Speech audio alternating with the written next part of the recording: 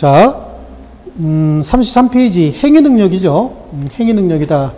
행위능력은 아까 잠깐 설명드렸어요. 혼자서 완전하고도 유효한 법률 행위를 할 수 있는 지위 자격을 행위능력이다. 이렇게 얘기해요. 여기서 행위는 법률 행위를 얘기한다 그랬죠? 행위능력이다. 이렇게 얘기하는데요. 이 법률 행위를 할 수 있는 능력이다. 그러면 행위능력자가 많을까요? 행위능력이 좀 부족한 사람이 많을까요? 행위능력자가 엄청나게 많겠죠? 제가 아까 얘기할 때 태아가 포태가 돼서 출생해서 사망할 때까지 몇 살이라고 얘기했어요? 19세를 기준으로 해서 19세 이상이면 성년자, 19세 미만이면 여기까지 미성년자라고 얘기했죠? 그래요. 미성년자. 그러면 사람은 만 19세로서 성년이 되고 성년자는 행위능력자예요. 행위능력이 있는 자예요. 그럼 미성년자는 아직 행위능력이 미흡하다 그런 얘기죠. 미성년자인 거예요. 그래서 얘를 뭐라고 얘기하냐면 행위능력을 일부 제한하는 자다. 그래서 제한능력자라고 얘기를 해요. 제한능력자라고 얘기를 하는데 성년자들 중에서도 제한능력자가 일부 있어요. 그래서 단순히 연령만 가지고 미성년자다 그러면 제한능력자라고 얘기했죠. 근데 연령상으로는 성년자인데 여기도 법원에 심판을 받는 경우가 있어요. 어떤 심판이냐? 성년 후견에 계시 심판을 받는 경우가 있어요. 이걸 받게 되면 제한능력자로 취급합니다. 또 한정 후견의 계시 심판이라고 얘기를 합니다. 한정 후견의 계시 심판을 받게 되면 얘도 제한능력자로 합니다. 그런데 조금 애매한 게 하나가 있어요. 특정 후견의 계시 심판이라고 안 그러고 이건 특정 후견의 심판이다 이렇게 얘기를 하는데 특정 후견 심판을 받으면 이자도 제한능력자로 봅니다. 근데 법률행위가 제한되는 건 하나도 없어요. 우리 법에서 보호하겠다라고 해서 민법에다 정해놓고서 이거에 관해서는 앞으로 판례도 학설도 굉장히 많을 텐데 다행인 거는 우리 시험에 내기는 굉장히 어렵다는 거예요. 아직 판례도 없고 아직 학자들이 논문 써놓은 것도 그다지 많지 않습니다. 학자 몇 명이 논문 썼다고 해서 그게 학설이 되는 건 아니잖아요. 통상적으로 많은 학자들이 공통된 의견이 있어야 이게 학설이 되는 거거든요. 근데 아직은 없어요. 작년 7월 달에 바뀐 거예요. 작년 7월 달에 바뀌었고 지금 1년 2개월밖에 안 됐죠. 그런 겁니다. 그래서 아직도 학설도 거의 없습니다. 여기 나올 수 있는 게 거의 정해져 있어요. 그런데 이제 미성년자 중에서 즉 미성년자는 제한능력자라고 얘기했는데 18세 이상으로서 혼인한 자가 있어요. 18세 이상인데 혼인할 수 있나요? 18세? 어떤 경우에요? 부모의 동의를 얻으면 혼인할 수 있어요. 이게 남자는 18세고 여성은 16세였었어요. 근데 이게 바뀐 거예요. 2007년도에 법이 개정이 되면서 2009년도에 법이 개정이 되면서 18세로 통일이 됐어요. 자, 우리 어린 신부인가요? 어린 신부라고 하는 영화가 있었죠. 문모라고 하는 배우하고 그다음에 키 큰 그 배우가 누구죠? 예, 맞아요. 어유 정통하시군요. 잘생긴 애는 잘 기억하고 계시네요. 너무 잘생겨갖고. 그래요. 그 둘이 결혼을 하잖아요. 그때 그 남자 배우는 군대 갔다 와서 대학교 재학 중에 4학년 재학 중인 거죠. 교생 실습을 나가니까. 그죠? 교생 실습, 자기 부인 있는 학교로 교생 실습을 나갔다는 얘기는 4학년이라는 얘기거든요. 군대 갔다 와서요. 유학까지 갔다 와서 이제 교생 실습 가는 거고. 그 다음에 그 신부는 고등학교 1학년이죠. 고1인 거예요. 근데 결혼했죠. 몇 살인데? 고1이면 만으로 16살이잖아요. 그러니까 그 영화는 오래된 영화인 거야. 옛날에 개정되기 전에는 남성은 18살, 여성은 16살이었었어요. 근데 남녀 평등에 의해서 남녀 공이 16으로 하려고 그랬었어요. 근데 16살짜리 남성을 보니까 너무 철이 없더라는 거예요. 그래서 16으로 통일하려고 하다가 안 되겠다. 그래서 18로 미룬 거래요. 그럼 얘네들은 뭐가 되냐면 혼인을 하게 되면 여기 혼인은 법률 혼만을 얘기하는 거예요. 사실혼은 인정하지 않습니다. 그래요. 혼인하게 되면 얘네들은 뭘로 취급해요? 성년으로 의제가 됩니다. 얘네들은 성년 의제가 된다. 근데 성년 의제가 되는 범위는 사법상의 법률, 민사상의 법률 관계에 있어서만, 사법이라 하면 좀 어려우니까 민사상에 있어서만 성년 의제가 되는 거고, 아직도 공법 관계는요, 공법 관계에서는 성년으로 의제되지 않습니다. 그러니까 18살짜리가 결혼을 했대요. 결혼하게 되면 이제 사법상 거래 관계에 있어서는 성년으로 보는 거예요. 아니, 결혼해서 애까지 있으면 그 애를 위해서 자기가 경제활동 해야 되죠. 결혼해서 애까지 있는 놈이 어머니한테 엄마 이거 할까? 아버지 저거 할까? 이거 물어보고 하면은 그 부인은 어떻게 부양하냐고. 그렇죠? 그러니까 이 경우에는 어떻게 하라고요? 사법상 법률 관계에 있어서는 성년으로 봐서 경제활동은 자유롭게 해라 라고 이렇게 정해놨어요. 이걸 뭐라 그래요? 성년의제다. 근데 얘가 성년이 되기 전에 이혼했대요. 그럼 성년의제의 효과는 어떻게 될까요? 계속 유지가 될까요? 아니면 소멸할까요? 유지가 돼야 되는 거죠. 자, 우리가 이제 생각을 하면서 아, 그럼 법이 이런 취지구나 라고 하는데 법은 거래 안전을 굉장히 많이 생각을 하거든요. 자, 여기 보세요. 18살짜리 결혼했어요. 그럼 사법상 법률 관계에서 성년이라고 얘기했죠. 결혼해서 성년으로 활동하다가 법률행위 잘못해서 손해가 크게 생길 것 같아. 그럼 어떻게 해요? 부인하고 이혼해버리죠. 그럼 미성년자로 다시 보호가 된다. 그럼 우린 18살짜리 결혼시켜갖고 아무거나 내질러. 그러다가 잘못돼서 그럼 이혼시켜. 그래서 그냥 전부 취소해버리면 될 거 아니냐고. 거래 안전을 해칠 가능성이 있기 때문에 성년 의제 받은 자가 성년이 되기 전에 혼인관계가 해소가 된다라고 하더라도 성년 의제의 효과는 그대로 유지가 되는 겁니다. 왜 그런지 이해하시죠? 그래요. 미성년자와 성년 의제. 그러면 미성년자를 중심으로 보는데 얘가 17살이래요. 17살이면 결혼할 가능성이 있어요, 없어요? 17살. 없죠? 아이, 법률론만 얘기한다니까. 17살짜리가 결혼하면은 그건 키우는 거 아니야. 다리 몽댕이를 분지르고 머리를 반으로 쪼개가지고 치워버려야지. 그죠? 물론 가슴이 뜨거우면 지네끼리 사실은 어떻게 할 수 있을지 모르겠지만 하여튼 17살짜리 그래요. 미성년자죠? 얘가 어머니가 사준 노트북을 팔고 있어요. 얘한테. 얘는 성년자고요. 중고 노트북 판매상인 거예요. 여기다가 자기 노트북을 팝니다. 시가 50만 원 정도 하는 노트북이에요.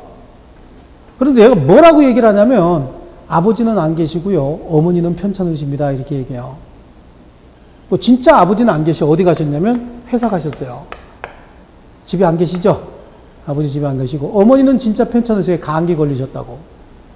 아주 끔찍하게 이렇게 얘기를 합니다. 얘한테. 아버지는 집에 안 계시고 집에 아버지는 안 계시고 어머니는 편찮으시다. 이렇게 얘기를 합니다. 근데 얘는 굉장히 불쌍한 애로 잘못 생각을 한 거예요. 그래서 자기가 커오던 생각을 해서 그러면 용기 잃지 말고 열심히 공부해서 훌륭한 사람 돼야 돼. 그리고 500만 원을 줍니다. 이것도 또 지 적금까지 보험까지 깨서 이러고 주는 거예요. 너무 착한 사람이죠. 그래요. 그럼 얘가 이 500만 원 가지고 집에 가져간 게 아니라 어떻게 했냐면 친구들 불렀어요. 지네 반 애들 다 불러갖고 밤새 술을 먹어요. 밤 꼬박 새가면서 술 먹습니다. 술을 먹고 그 다음날 새벽에 친구들한테 이런 얘기를 해요. 야! 니네가 먹은 술병 다 들고 와. 이렇게 얘기합니다. 손가락에 술병 다 끼우죠. 지네 반 애들 다 불렀다니까. 그리고 얼마요? 499만 원이래요. 그럼 499만 원 내면 되죠? 이거 갖고요. 499만 원짜리 영수증. 그 다음에 현금 얼마요? 10,000원짜리를 갖다 주고 여기다가 뭘 하냐면 취소를 합니다. 법률행위 취소해요. 자신이 한 법률행위 취소한다고. 제한능력자는 이런 법률행위 할 때는 법정 대리인의 동의를 얻어야 됩니다. 동의 없이 법률행위를 했으면 그 법률행위는 취소할 수 있어요. 취소는 제한능력자 자신도 취소할 수 있지만 법정 대리인도 취소할 수 있습니다. 근데 재밌는 건 제한능력을 이유로 법률행위를 취소하게 되면 이는 소급해서 절대적으로 싹 다 무효가 되어버려요. 그 의미는 암기하려고 들면 안 된다 그랬어요. 이 옛날 얘기 듣듯이 이렇게 들어가셔야 돼요. 얘가 저 노트북을 수리를 해서 병에게 팔았다. 병은 지 친구 정에게 다시 팔았고 정은 무에게 팔았다. 근데 얘가 취소했다. 다 무효가 되어버립니다. 싹 다 무효가 되어버립니다. 그러면 무효가 됐으면 계약이 없었던 상태를 만들어줘야 될 거 아니에요. 그러니까 서로 받은 거 돌려줘야 된다고. 돌려줘야 되는데 미성년자 측에서는, 즉 제한능력자 측에서는 언제나 현존이익, 남아있는 이익만 반환하면 되는 거예요. 유흥비로 다 소비하고 남아있는 게 얼마예요? 10,000원입니다. 다만 현존이익이 10,000원밖에 안 된다라고 하는 건 스스로 입증해야 된다고. 그러니까 얘가 지네반 애들한테 뭐라 그랬어요? 먹은 술병 다 들고 나와 그랬죠?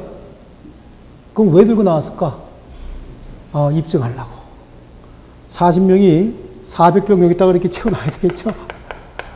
그리고 영수증하고 10,000원 갖다 주고 아저씨 취소합니다 라고 얘기하는 순간 이거 싹 다 찾아다 돌려줘야 되고 얘는 얼마만 주면 돼요? 현존이익만 주면 된다고.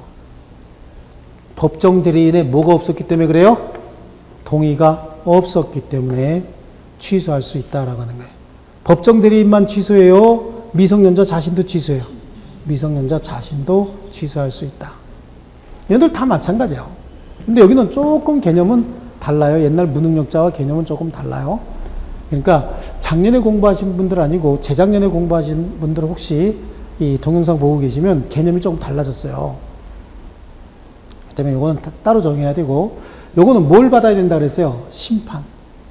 심판을 받아야 되는데 질병, 노령, 장애, 기타. 자, 잘 보세요. 질병도, 노령도, 장애도, 기타 정신적 제약이 있대요.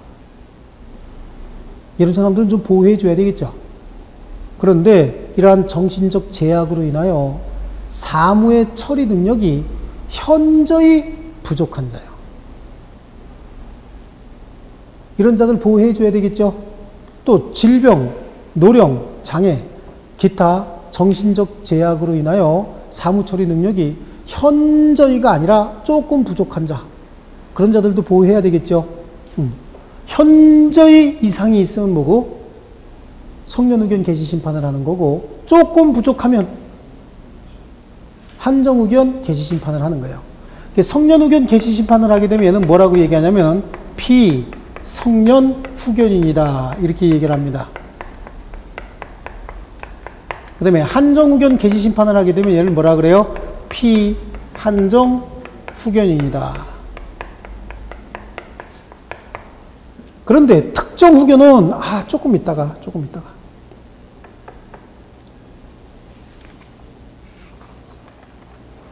다음 페이지 34페이지 있잖아요. 잘 나와 있으니까 지금 이거 다 할 거 아니니까 조금 있다가 여기 보세요. 특정 후견은 특정 후견의 개시심판이라고 안 그러고 특정 후견의 심판이라 그러잖아요. 자, 그런데 특정 후견은 사무처리 능력이 현저히 떨어지거나 조금 부족한 자가 아니라 일시적 후원 또는 특정 사무만 후원이 필요한 자예요. 정상이에요, 정상. 정상인데 굉장히 심하게 다쳤어요. 이제 자기 가족도 없고 굉장히 심하게 다쳐가지고 몸을 못 써요. 그럼 어떻게 해야 될까요? 혼자 죽게 냅둬요? 아니겠죠? 그런 사람들은 일시적으로 언제까지 6주면 6주, 8주면 8주, 아니면 6개월이면 6개월 몸이 회복이 될 때까지 누군가 후원해 줘야 될 거 아니에요. 그죠? 이게 뭐야? 특정 사무만. 다치긴 다쳤는데 하반신을 다쳤대. 그래서 잘 못 걷는데 그럼 이동할 때 특정 사무만. 그죠? 다치긴 다쳐서 온몸을 기부스했는데 기부스는 한 3개월 정도 하고 있으면 일어나서 걸을 수 있대. 그러면 일시적으로 일정한 3개월 동안만 후원할 필요가 있겠죠? 그러니까 특정 사무라든지 이거 끝나고 나면 얘는 뭐지? 정상인인 거예요. 그러니까 특정 사무 또는 일시적 후원이 필요한 경우에 이 사람들도 받으면 뭐가 돼요? 피특정 후견인. 특정 후견을 받는 사람, 한정 후견을 받은 사람, 성년 후견을 받는 사람들이죠. 해를 받은 사람을 뭐라 그래? 피해자. 그럼 성년 후견의 개시 심판을 받아서 성년 후견 받는 사람을 뭐라 그래요? 피성년 후견인. 한정 후견 개시 심판으로 한정 후견을 받는 사람을 뭐라 그래요? 피한정 후견인. 특정 후견 심판에 의해서 특정 후견을 받는 사람은 뭐라 그래요? 피특정 후견인 이렇게 얘기해요. 그럼 얘네들을 후견하는 사람은 누굴까? 얘네들을 후견하는 사람은 피자 빼면 돼. 성년 후견인. 얘네들을 후견하는 사람은 누굴까요? 얘네들을 후견하는 사람은요? 특정 후견인인 거죠. 남이죠, 남. 혈족이 아니고 뭐요? 남인 거예요. 그럼 남이 해주면 얼마나 성의 있게 잘해줄까? 그 감독해야 되겠죠? 그럼 그 사람들을 뭐라 그래요? 감독인이라고 그런다고. 그러면 피성년 후견인에게는 누가 있어요? 성년 후견인과 성년 후견 감독인이 있고, 피한정 후견인에게는 누가 있어요? 한정 후견인과 한정 후견 감독인이 있고, 특정 후견인에게는 누가 있어요? 특정 후견인에게는 뭐가 있어 있기는 피특정 후견이 지금 피특정 후견인에게는 뭐가 있어요? 특정 후견인과 특정 후견 감독인이 있는 거예요. 그럼 얘가 피성년 후견인이 되기 전에는 성년 후견인이 존재할까요? 있을 수가 없죠. 성년 후견 개시 심판을 받아서 피성년 후견인이 돼야 성년 후견인이 나타나서 도와줄 거 아니냐고요. 그죠? 아니면 한정 후견 개시 심판을 받아서 피한정 후견인이 되고 나야 한정 후견인이 와서 도와줄 거 아니냐고요. 그럼 한정 후견 개시 심판 받기 전에는 후견인이 존재합니까? 안 합니까? 안 하는 거예요. 아시겠죠?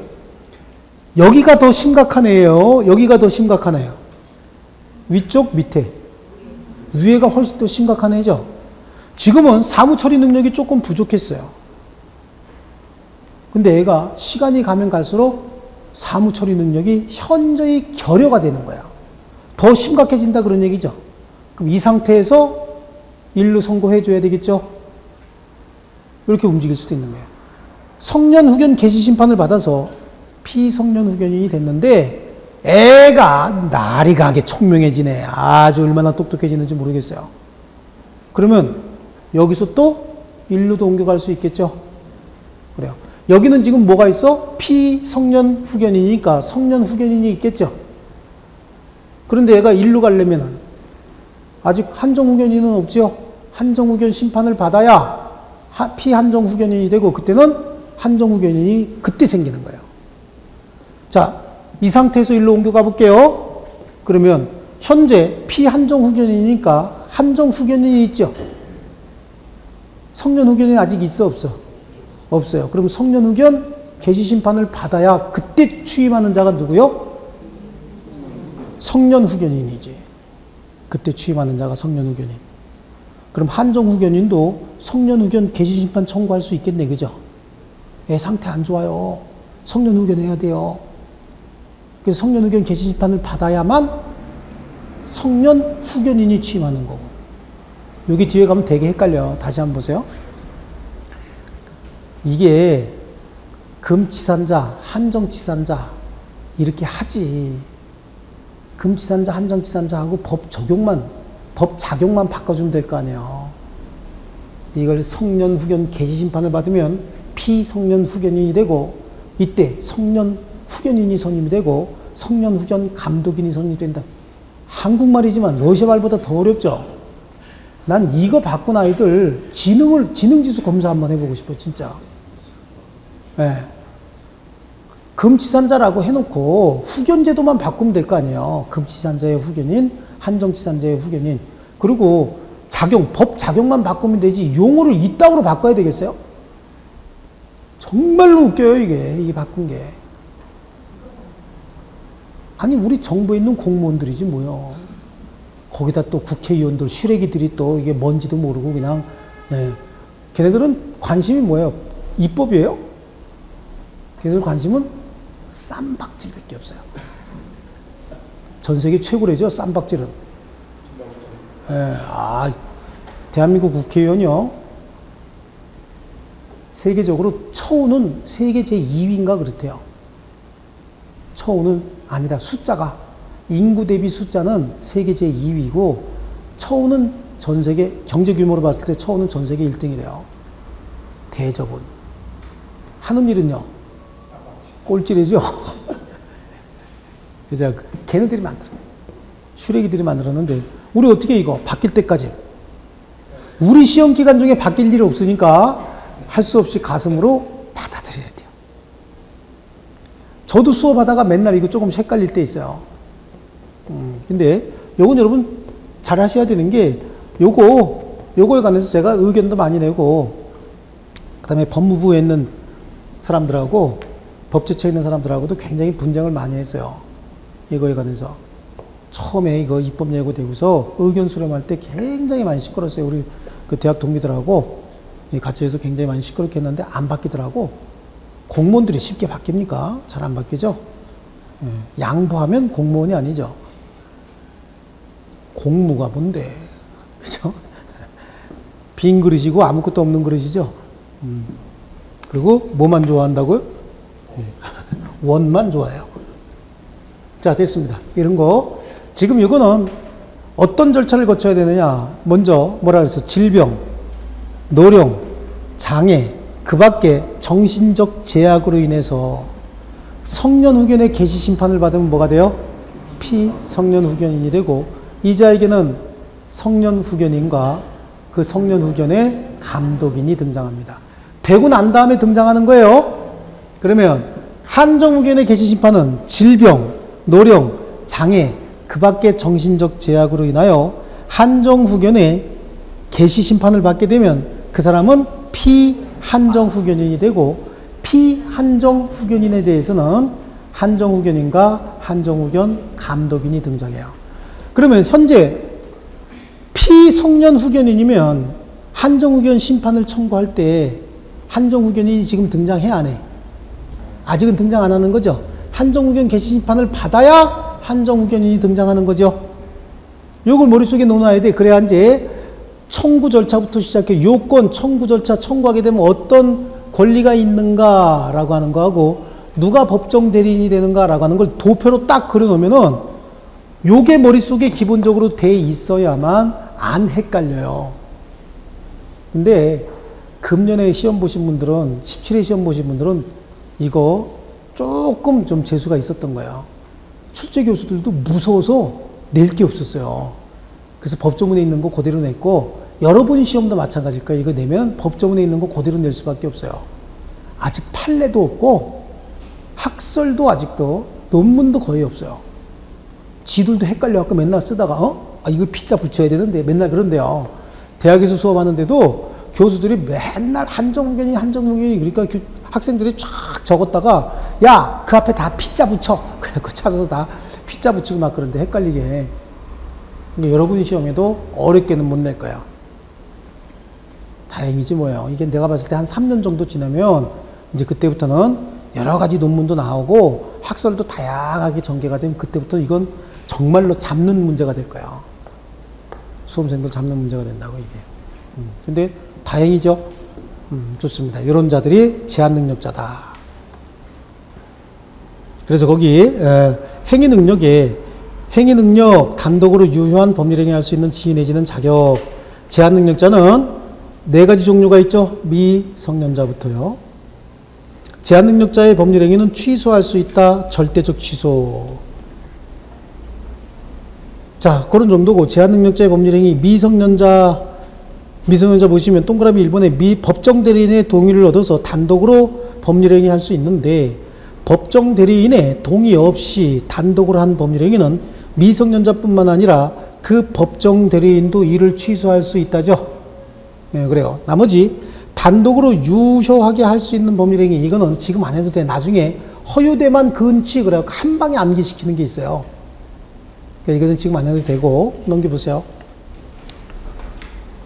복잡한 건 싹 빼고 뼈대만 잡아놓으세요. 자, 그 다음에 피성년 후견인, 질병노령 장애 그 밖에 정신적 제약으로 사무처리 능력이 지속적으로 결여되어 있는 자죠.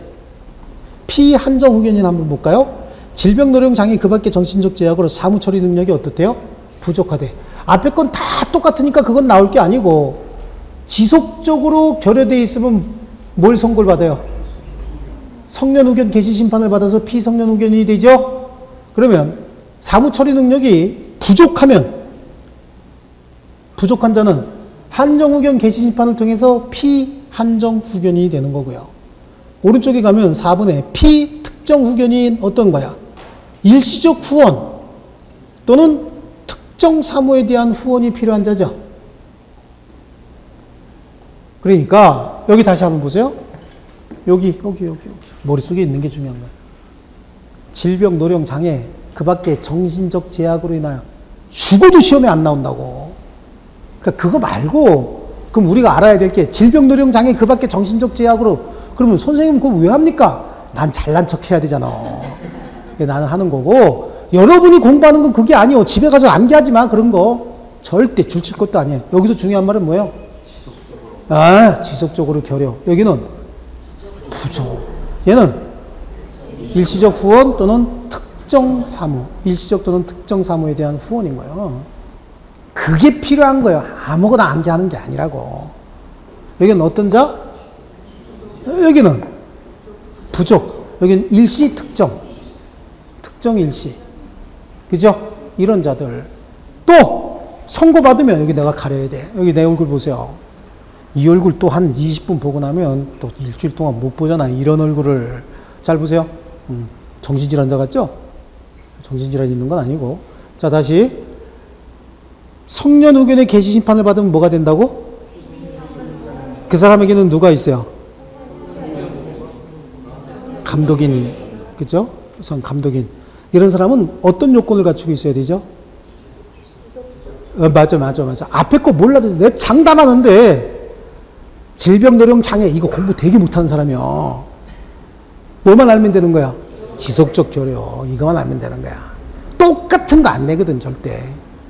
그러면 그거보다 조금 난 사람이 하나 있죠. 뭐라 그래요? 한정후견인. 맞아요. 이거만 적응돼도 굉장히 잘하는 거야. 그러니까 이 사람들 심판받아야 되죠. 심판받으면 누가 등장해요? 한정후견인과 그 감독인. 그죠? 그래요. 얘보단 정상적인데 좀 도와줘야 될 필요가 있는 사람이 있죠. 특정 일시. 그죠? 특정 사무와 일시적 후원이 필요한 자. 얘는 특정 후견인과 그 감독인. 아시겠죠? 얘들 다 제한 능력자예요. 얘네들 얘 법률행위는 취소할 수 있고 얘는 동의를 받아야 하는 행위 동의 없이 하면 취소할 수 있고 이거는 지금 복잡해. 그것까지 해버리면 머리 진짜 돌아버려요. 집에 가는 길 잊어버릴지 몰라. 그러니까 여기까지 해놓고 이게 익숙해지고 나면 그거는 자동적으로 구분이 된다고. 심각하죠? 얘는 어떤데? 지속적으로 결여되어 있으니까. 조금 덜 심각하죠? 부족할 뿐이거든. 얘는 다친 거예요. 나을 때까지만. 병 나을 때까지만. 이해하셨어요? 나머지 내부적인 거는 이게 정확히 구분이 되고 얘가 되고 난 다음에 얘네들이 등장한다라고 하는 것만 정확히 알면은 선고 절차, 청구 절차까지, 심판 절차까지 아무것도 아니라고. 요 개념이 정리가 안 되고 통째 집어넣으려면 뒤죽박죽 막 엎어지고 뒤집어지고 난리요. 아시겠죠? 요거 딱 아시면 되는 거예요. 자, 그 다음에 제한능력자를 이렇게 보호한대요. 제한능력자를 보호하면 제한능력자와 거래한 상대방은 그럼 뭐가 되는 거예요, 여기는 또. 얘도 보호해야 되죠. 맨날 얘만 보호하냐고. 여기도 보호해야 되겠죠. 제한능력자의 상대방도 보호할 필요가 있는 거예요. 상대방을 보호하는 제도가 있는데, 상대방을 보호하는 제도에 일반적 보호제도가 있고 특유의 보호제도가 있다, 이렇게 얘기를 합니다. 일반적이다라고 하는 거, 이 개념은 지금 하게 되면 헷갈리는데 설명만 절대 적지 마세요. 네, 설명만 잠깐 보세요. 일반적이라는 얘기는 모든 관계에 다 적용된다, 그런 의미잖아요. 이건 이제 뒷부분을 배워줘야 되는 거예요. 뒷부분에 취소할 수 있는 법률행위는 제한 능력, 이거 취소할 수 있어요. 하지만 차고 사기 강박에 의해서 한 법률행위도 취소할 수 있다고 하는데, 그건 뒤에 가서 배워야 될 거 아니에요. 그런데 제한 능력, 차고 사기 강박에 의해서 법률행위 한 자가, 그러니까 제한 능력뿐만 아니라 차고 사기 강박도 다 취소할 수 있는 행위라 그랬잖아요. 그죠? 그런데 취소권자 얘가 취소권이 소멸해버려요. 그럼 상대적으로 얘가 보호가 되죠. 그죠? 상대방이 보호가 되는 거잖아요. 취소권자가 취소권이 소멸해버리면 결국은 취소하지 못한다, 그 얘기죠. 그럼 상대방이 그냥 보호가 되는 거예요.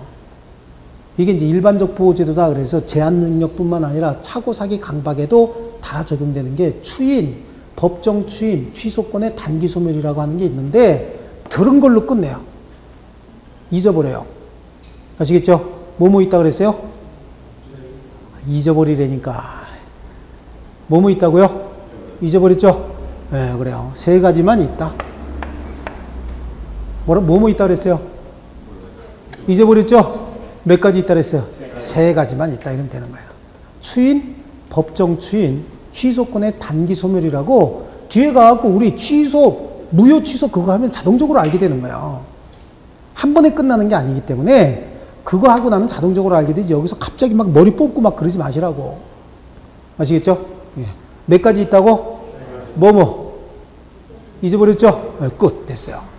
그리고 특유의 보호제도가 요거보다 많을까 적을까? 특유의 보호제도가 요거보다 많아요. 4개야.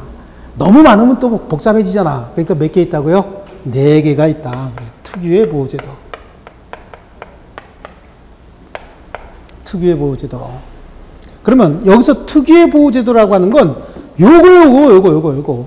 제한 능력자와 거래한 상대방에게만 적용되는, 그러니까 차고 사기 강박은 여기 들어가 안 들어가? 여기 안 들어가요. 차고 사기 강박은 여기 들어가지 않고 제한 능력자와 거래한 상대방을 보호하기 위한 제도가 몇 개요? 4개. 모든 취소할 수 있는 법률행위에 적용하는 보호제도가 몇 개고? 3가지가 있고, 요걸 일반적 보호규정이다라고 얘기하고, 이건 여기서 공부하지 않아도 뒤에 가면은 무효 취소해서 공부하면 충분해요. 근데 요거는 여기서 공부해야 되고, 금년에 여기서 17회 시험에서 여기서 안 나왔어요. 굉장히 중요한 부분인데 안 나왔다고? 그러면 충분히 예상할 수 있어요. 뭘 예상할 수 있어요? 아, 우리 시험에 나오겠다. 몇 가지라고요? 4가지요. 그럼 지금 해야 될 거 아니야? 안 해. 안 해.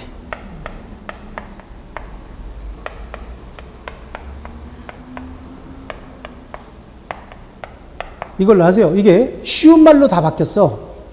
쉬운 말로 다 바뀌었는데, 쉬운 말보다는 어려운 말로 하자고.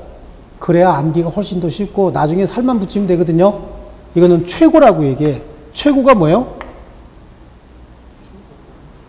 The best? 아니 뭐야? 최고. 독촉. 최고, 독촉. 또는 촉구, 이렇게 얘기하죠. 확답을 촉구할 권리다라고 얘기를 해. 나중에 이제 법조문이 쉬운 말로 바뀌었는데, 이런 거 최고를 바꾸려면 다 바꾸든가, 여기만 바꿨어 또 쪼다같이 최고를 바꾸고, 딴 데는 또 다 최고라고 나와요. 근데 여기에만 확답을 촉구할 권리다, 이렇게 쪼다 같은 애들이. 그죠? 어쨌든 그게 확답을 촉구하는 걸 뭐라 그래요? 최고라고 얘기한다고. 이거는 철회, 거절. 이건 사술. 사술이 뭘까? 속임수인 거예요. 사술, 사기술. 속임수를 사기술이라고 얘기하죠? 사술. 그런 거예요. 얘가 속임수를 썼대요. 속임수를 써서 미성년자가 아닌 것처럼 이렇게 행동을 했다는 거죠. 여기서 물어봤을 거 아니야. 너 몇 살이야? 그랬더니, 왜요? 또 이런 거 엄마 동의 없이 팔 수 있어? 그랬더니 뭐래요? 아저씨, 내가 무슨 어린애예요? 이렇게 얘기를 하죠. 뭐, 그래? 그럼 어른인가 보다. 그러고 거래했대요. 이 쪼다죠? 쪼단 거야. 그런데 얘가, 어려 보이는데? 그랬더니 주민등록증을 꺼내서 이렇게 보여주더라는 거지. 주민등록증에 보니까 21세 이렇게 돼 있더래요. 그럼 뭐야? 주민등록증을 위조해 갖고 왔다 그런 얘기죠. 이런 정도가 사술인 것이지. 아저씨는 내가 어려 보여요? 그랬더니 어려 보이는데 몇 살쯤 돼 보여요? 한 17살쯤 돼 보인다. 그랬더니 이게 뭐야? 썩소를 날렸다는 거죠. 그랬더니 또 그 썩소를 보고 믿었대요. 또 그 옆에 또 깜찍한 여자애가 어머 오빠 오늘 술 사야 되겠다. 연계로 봐주는데 그랬더니 믿었다. 이런 거 정도는 얘가 쪼다인 거고, 주민등록증을 위조해서 갖고 다닌답니다.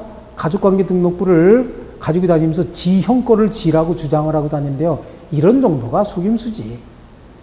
그렇죠? 어쨌든 속임수를 쓰면 취소권을 배제해버려야 되겠죠. 취소하지 못하게 된다. 그럼 얘가 취소권이 배제가 된다는 얘기는 결국은 뭐예요? 얘가 보호가 된다라고 하는 거예요. 이런 것들이 이제 나열이 된다고. 최고권, 철회권, 거절권, 사술을 사용했을 때 취소권의 배제인데, 자, 뒤에 거 보면 머리 아프다고 얘기했어요. 그러니까 오늘은 그냥 간단하게 몇 개 암기하자고. 뭐라고요? 최철, 거, 사. 아시겠죠? 살은 다음 과정에 붙인다 그랬죠? 최철, 거, 사. 아시겠죠? 재미있게 들으시고. 머리에 안 남는데요. 괜찮아요. 수업을 들은 기억만 있으면 되는 거야.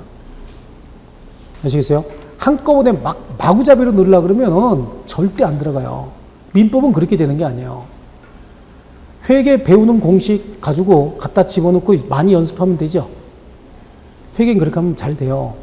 교수님이 정해주는 공식 다 푸는 방식 그대로.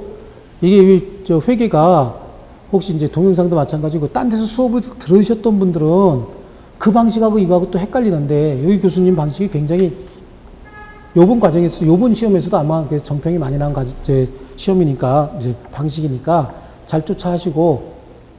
근데 이거는 누가 가르쳐도 마찬가지인 거예요. 여러분이 이해하기 조금 더 쉽게 설명을 하느냐, 그렇지 않느냐 차이고, 민법은. 그 대신 이제 선생마다 스킬은 뭐냐면은 단계적으로 어떻게 쌓아나갈 것이냐, 이건 거예요. 이거를 제가 이렇게 하는 거 있잖아요. 이런 거 정도 제가 하려는 만큼만 뒤에 게 뭐가 있더라. 이거 하면 안 돼. 뇌 다친다고, 뇌. 못 박던 걸 가지고 지금 이걸 다 하면 되냐고. 안 되죠? 그러니까 요거만 해요, 요거만 하시고. 다음 과정에는 제가 요걸 설명을 하면서 책에다가 줄 쳐줘요. 11월달, 12월달 과정에는 책에다가 줄 쳐준 걸 정확하게 알면 60점은 맞아요. 근데 아마 민법 60점 맞아가지고는 합격하기 쉽지 않을 거예요. 민법은 많이 맞아야 돼요. 그러니까 월급은 똑같이 받는데 민법 선생님이 무슨 죄진 것 같아. 모든 걸 다 책임져야 되니까. 그죠? 참. 그 정도 능력 있어 보이죠, 근데? 뭐, 호응이 없어. 오늘은 11시까지 수업해야 되겠다. 호응 안에서. 호응을 빡빡 해줘야지, 그죠? 자, 그래요. 요게 이제, 제한능력자와 거래한 상대방을 보호하기 위한 제도다. 몇 가지 있다 그랬죠? 일반적 보호 규정은요? 잊어버렸어. 자, 그 다음에 특유의 보호 제도는 몇 가지요? 네 가지. 앞글자만 가지고? 오케이. 천재요, 거의. 이거. 3분이나 지났는데 안 잊어버렸어요. 자, 그 다음에 요번에는 부재와 실종이라고 하는 제도가 있어요. 부재, 실종. 이 부재와 실종인데, 자, 부재자다라고 하는 거 많이 들었죠? 부재자. 부재자 제도라고 하는 거, 부재자 투표 이런 거 들어보셨죠? 부재자 투표 이런 거요. 요즘엔 군에서만 해요. 작년서부터인가요? 금년서부터인가 사전 투표 제도가 생겼잖아요. 그러니까 아무 데나 가서 투표할 수가 있게 됐죠. 이게 이제 전산이 발달하다 보니까, 컴퓨터 기술이 발달하다 보니까 이런 일이 벌어지는데, 옛날에는 어떻게 했냐면 부재자 투표라고 해서 자기가 거주지에서 우편으로 보내요. 우편으로 보내면 우편으로 받아갖고 그 개봉하는 날 같이 개봉을 했어요. 이런 투표 제도가 있었죠. 그러면 이제 부재자란 뭐냐? 종래, 주소지를 떠나서 당분간 돌아올 가망이 없는 자예요. 어딜 떠났다 그랬어요? 종래, 주소지를 떠나서. 그럼 이제 주소부터 한번 잠깐 보자고요. 주소, 여러분 주소 있죠? 예, 주소가 뭐예요? 그러니까 우리가 너무 공법적인 개념만 잘 알고 있는 거야. 주민등록지가 주소가 아니에요. 그럼 주소가 뭘까요? 실생활의 근거지인 거야. 실제 생활의 근거지. 저는 주민등록상의 주소는 목동이에요. 근데 실제 살고 있는 곳은 인천이에요. 나는 목동에서 살면은 출근 시간이 1시간씩 줄어요. 출퇴근 시간이. 근데 우리 그분이 인천에 다 같이 가서 할 일이 있다고 거기서 지금 버티고 계시는 거예요. 그래서 그럼 나만 혹시 목동에서 살면 안 될까? 그랬더니 죽을래? 그래서 죽는 것보단 힘든 게 낫죠. 그래서 그냥 갑니다. 그냥 인천을 갔는데 내가 살고 싶은 곳은 어디예요? 목동이고 실제 사는 곳은 인천인 거예요. 그러니까 주소는 실생활의 근거지가 주소지입니다. 아시겠죠? 그럼 주민등록법상의 주소는 주민등록 전입신고가 되어 있는 곳이 주민등록법상의 주소고 민법상의 주소는 뭐다? 실생활의 근거지다. 그러니까 실생활의 근거지다. 이걸 뭐라 그러냐면 실질주의라 그래요. 그런데 그냥 나중에 복실계에 그래서 한 번에 암기시키니까 들어두면 나중에 암기가 돼. 다 기법이 15년 했어. 그러니까 다 기법이 있다 있어요. 실생활의 근거지고 제가 살고 싶은 곳은 어디요? 목동. 근데 실제로는 어디 살아요? 인천이요. 그러니까 정착해서 주거하고자 하는 의사를 정주의 의사다라고 얘기해요. 정주는 곳. 그죠? 내가 정준 곳은 어디요? 목동이야. 그러니까 정착해서 주거하고자 하는 곳은 목동인데 실제로는 어디서 살아요? 인천에 산다고. 그러니까 실생활의 근거지인 다른 말로 실질주의라고도 얘기하면서 객관주의라고도 얘기해요. 정주의 의사가 있든 없든 실제로 살면 거기가 뭐예요? 주소지라고. 그리고 주소는 동시에 두 곳 이상 둘 수 있다고 얘기를 해요. 주소를 동시에 두 곳 이상 둘 수 있다. 그렇다는 얘기는 실생활의 근거지가 두 군데다 그런 얘기인가요? 네, 그런 얘기인데 요건 개념이 조금 달라요. 주소는 동시에 두 곳 이상 둘 수 있는데 왜 그러냐면 부산에 주소를 두고 있는 사람과 서울에 주소를 두고 있는 사람이 거래를 합니다. 부산 사람이 서울로 가야 돼? 서울 사람이 부산으로 가야 돼요? 누구든지 너무 일방적으로 가면 너무 일방적으로 불리하잖아요. 그러니까 어디서 만나? 대전에서. 0시 50분 차 타고 각자 집으로 가면 되죠. 0시 50분 차 타고 부산 가고 0시 50분 차 타고 서울로 오면 되니까 대전에서 만나면 되겠죠. 그럼 대전에서 만나서 두 사람이 대전에서 만나서 법률행위 하는 거예요. 계약도 거기서 하고 중도금, 잔금, 이행까지 다 거기서 한대요. 그러면 그 법률행위 하는 그 곳도 두 사람 입장에서 봤을 때는 뭘로 정할 수 있어? 주소로 정할 수 있는 거예요. 그러니까 법률행위를 많이 하면 많이 할수록 가주소라고 해서 주소를 정할 수 있어요. 뭐라고요? 가주소라고 해서 주소를 정할 수 있다고. 그래서 주소는 동시에 두 곳 이상 있을 수 있다. 이렇게 얘기를 해요. 그걸 뭐라 그러냐면 복수주의다. 이렇게 얘기하는 거예요. 그러니까 주소에 관한 입법주의는 제가 지금 3개 얘기했어요. 우리 책에는 없는 건데 요거 진도 나가버리면 시간이 많이 걸릴까봐 제가 여기 지금 하는 거야. 입법주의 3개 얘기했어요. 뭐라고 얘기했냐면 복실계, 복수주의, 실질주의. 실질주의는 다른 말로 객관주의. 정착해서 주거하고자 하는 의사는 어디에 있고? 목동에 있고. 하지만 현실적으로는 어디 가서 살아요? 인천. 그러니까 정주의 주관적인 의사가 있든 없든 객관적으로 거기서 살면 거기 뭐예요? 주소다. 복수주의는 두 곳 이상 둘 수 있다죠? 그 다음에 실질주의, 실생활의 근거지. 객관주의는 그냥 살고 있으면 정주의 의사가 있든 없든 주소로 보겠다라고 얘기를 합니다. 거길 떠나서 당분간 돌아올 가망이 없는 자를 뭐라 그래요? 부재자. 아시겠죠? 그러면 당분간 안 돌아오는데 저기 스테이션 있죠? 서울 스테이션. 거기 가면은 거기에도 종래 주소지 떠나신 분 꽤 계시죠? 당분간 돌아올 가망 없죠? 그분들. 그럼 그분들도 스테이션. 서울역이요. 영어를 너무 많이 써갖고, 어려운 영어를 많이 써갖고. 그럼 그분들도 부재자 아니요? 근데 민법에서 거기 관심을 가져요, 안 가져요? 안 가져요. 왜? 돈이 없어요. 그러니까 민법상 부재자는 종래 주소지를 떠난 자 맞는데, 종래 주소지를 떠나서 당분간 돌아올 가망이 없는데 거기에, 그래서 재산이 관리되지 않고 방치되고 있는 자들인 거예요. 그러니까 국가에서 어떻게 하겠다는 얘기예요? 개입해서 재산을 관리해 주겠다, 그런 얘기예요. 그게 이제 부재자입니다. 그럼 실종자는 뭐냐라고 하는 거예요. 실종자는 그래요. 부재자의 생사불명 상태가 일정 기간 계속이 돼요. 생사불명이 단순히 나갔대. 되게 삐져서 나가죠? 그럼 몇 년? 4년. 거기다가 1년 소식해서 몇 년? 총 5년. 사고 당했대 그러면 1년. 그렇죠? 하늘에, 바다에, 육지에 놀러 가서. 아까 들었던 거. 기억나세요? 항공기 추락, 선박이 침몰, 전쟁이 끝났다, 기타 위난을 당했다. 이렇게 얘기했잖아요. 이게 사람이 집중해서 들어두는 게 이렇게 해서 한 번 더 들으면 다음번에 또 들으면 굉장히 큰 힘을 발휘하는 거예요. 잘 들으라고 말씀드린 거예요.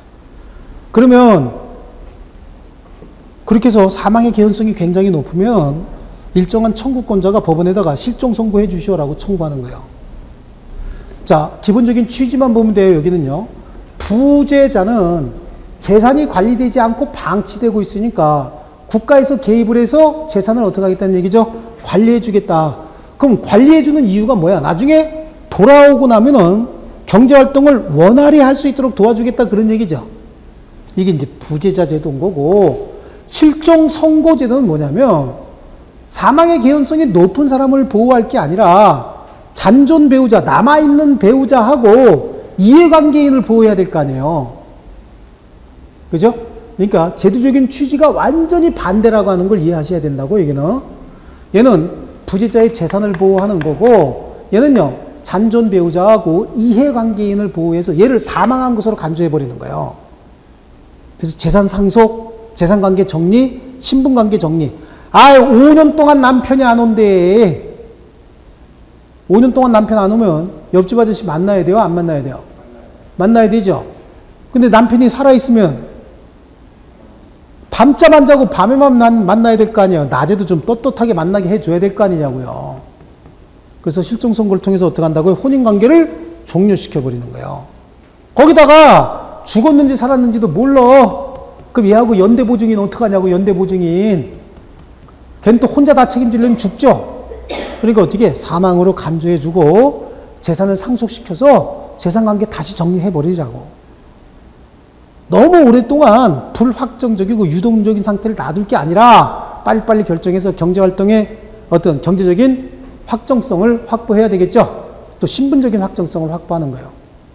근데 실종 선고 받아갖고 부인이 옆집 아저씨하고 결혼했는데 애 살아서 왔다. 미치는 거죠, 이거요. 그럼 어떡할 거냐라고 하는 문제도 또 생기는 거예요. 그래서 캐스트 어웨이라고 하는 영화가 있어요. 그 DHL이 영화의 간접 광고로 나왔고, 윌슨이라고 하는 그 럭비공 있죠? 그게 톰 누구죠? 톰 크루즈인가요? 톰 행크스. 맞죠. 톰 행크스가 주연으로 나왔죠? 그게 딱 요 실종 선고하고 딱 맞는 영화예요. 그래서 여기는 부재자 제도 내용도 많지 않고 실종 선고 제도 내용도 많지는 않은데, 어쨌든 간에 부재자 제도는 누굴 보호한다 그랬어요? 부재자의 재산 보호고, 실종 선고 제도는 실종자를 보호하는 것이 아니라 잔존 배우자와 이해관계인을 보호하기 위한 제도였다. 아시겠죠? 그래서 재산관계 정리하고 신분관계를 정리하기 위한 제도다. 그런 정도로 보시고 됐어요. 거기 정도만 보시면 돼요. 나머지는 우리 본 수업 때 한 방에 끝나게, 개념 정도가 누구를 보호하느냐가 먼저 선행되지 않고 단순히 절차 암기하고 누가 청구한다 이거 암기하면 아무 의미 없어. 사상 누각이요. 누구를 보호할 것이냐, 왜 보호할 것이냐, 이런 거 아셔야 되는 거예요. 아시겠죠? 그 다음에 다음 시간부터는 또 다른 권리 주체, 이제 뭐가 있어요? 법인이 있어요. 법에 의해서 사람처럼 취급되는 집단들 있죠? 네, 법인에 관해서 계속 하겠습니다. 민법은 들으면 들을수록 재밌죠? 그래요. 그거 좋은 자세입니다. 아주 좋은 자세입니다. 줄치기 시작하면 재미 뒤지게 없어요. 11월 달에 가봐. 줄치기 전에 지금 재밌게 듣는 게 좋아요. 자, 수고 많이 하셨습니다. 예.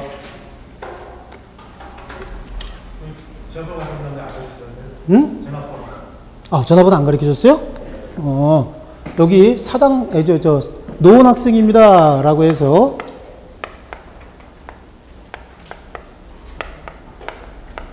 문자를 하나씩 보내세요. 노원 학생입니다. 그래서 문자 보내서 이름까지 하시면 제가 전화번호 저장되면 카톡이 되죠. 제 이름 모르시는 분 또 어떤 사람 또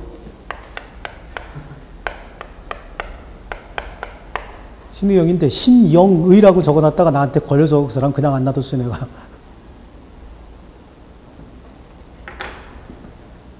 그래서 저한테 문자를 보내시고 그럼 제가 전화번호를 저장하면 그 다음부터는 카톡 친구가 되죠. 그럼 질문하실 거 제가 새벽 3시까지는 안 잔다 그랬어요. 새벽 3시까지는 질문 받아줘요. 다만 이제 운동하러 갔을 때만 조금 비고 웬만하면 질문 다 받아주니까 저녁에 제가 운동해요 가면. 그러니까 한 12시서부터 1시에서 1시 반 사이에 비고 1시 반부터 3시 사이. 그러니까 질문해 놓으면 제가 와서 질문 받아주니까 질문하세요. 이름도 소개하고 그래야지. 누구게요? 그래갖고 나 집에서 맞아줄게 하지 마시고요. 그리고 이거 보내면서 이런 거 보내지 마세요. 이런 거. 마치 죽는. 네. 자, 수고하셨어요. 네.